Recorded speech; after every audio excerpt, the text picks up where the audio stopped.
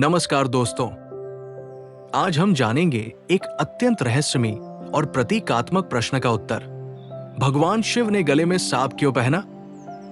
क्या ये केवल भय दिखाने के लिए था, या इसके पीछे कोई गहरी आध्यात्मिक शक्ति और जीवन दर्शन छिपा है? आइए इस कथा को जानते हैं और सीखते हैं कि हम अपने जीवन में क्या धारण कर सकते हैं। डर नहीं, बल्कि साहस और संतुलन। पौराणिक कथा के अनुसार एक समय में समुद्र मंथन हो रहा था, देवताओं और असुरों के बीच। इस मंथन से अमृत के साथ साथ विष, हलाहल भी निकला, जो इतना भयंकर था कि पूरी सृष्टि को नष्ट कर सकता था। जब सब देवता विष से डरकर पीछे हट गए, तब भगवान शिव ने उस कालकूट विष को स्वयं पी लिया, ताकि ब्रह्मांड की रक्षा हो सके। विष को पीने के बाद उन्होंने उसे गले में ही रोक लिया, जिससे उनका गला नीला हो गया और वे कहलाए नीलकंठ। परंतु विष की तीव्रता को नियंत्रित करने और उसकी ऊर्जा को संतुलित रखने के लिए उन्होंने एक जहरीले सांप वासुकी को अपने गले में धारण किया। अब सवाल यह है, शिव के गले में सांप क्यों और क्या प्रतीक है? सांप, नाग केवल भय या जहर का प्रतीक नहीं है।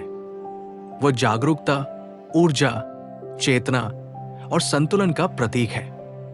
भगवान शिव जब उसे गले में रखते हैं तो वो बताते हैं, डर को गले लगाओ, न कि उससे भागो। सांप को गले में पहनना यह दर्शाता है कि शिव मृत्यु, भय और विष पर नियंत्रण रखते हैं, न कि वे उनसे डरते हैं। अब जानते हैं इस कथा के पात्रों से मिलने वाली सीख। भगवान शिव से क्या सीखें? वे हमें सिखाते हैं कि जब संकट सबके बस से बाहर हो, तब नेता वो होता है जो जहर पीने को तैयार हो। शिव ने विष को खुद पिया, किसी और पर नहीं थोपा। वे डर को दबाते नहीं, बल्कि उसे गले लगाकर शांत करते हैं। सांप, वासुकी नाग से क्या सीखें?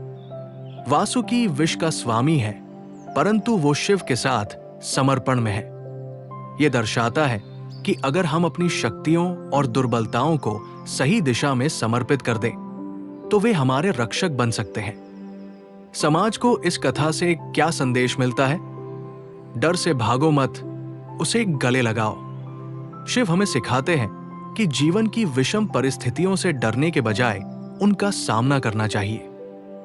जो समाज का नेता होता है, वो जहर पीने को तैयार होता है। सच्चा नेतृत्व त्याग मांगता है। दूसरों को बचाने के लिए खुद को संकट में डालना पड़ता है। जहर को अमृत में बदलने की कला शिव सिखाते हैं। जीवन में जो समस्याएं हैं, उन्हें ध्यान, योग और संतुलन से शक्ति में बदला जा सकता है।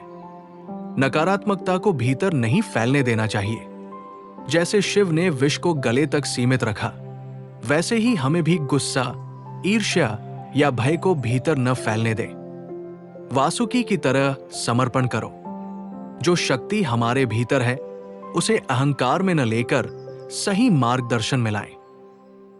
वो शिव ही है जो विष भी पीते हैं और फिर भी सबसे शांत, सबसे स्थिर रहते हैं। डर से लड़ो नहीं, उसे अपना साथी बना लो।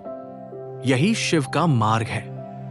अगर आपको यह कहानी प्रेरणादायक लगी हो, तो वीडियो को लाइक करें, चैनल को सब्सक्राइब करें और इस संदेश को हर उस व्यक्ति तक पहुंचाएं जो डर, संकट या जिम्मेदारी से जूझ रहा है। जो विष को भी वरदान बना दे, वो महादेव कहलाता है। हर हर महादेव।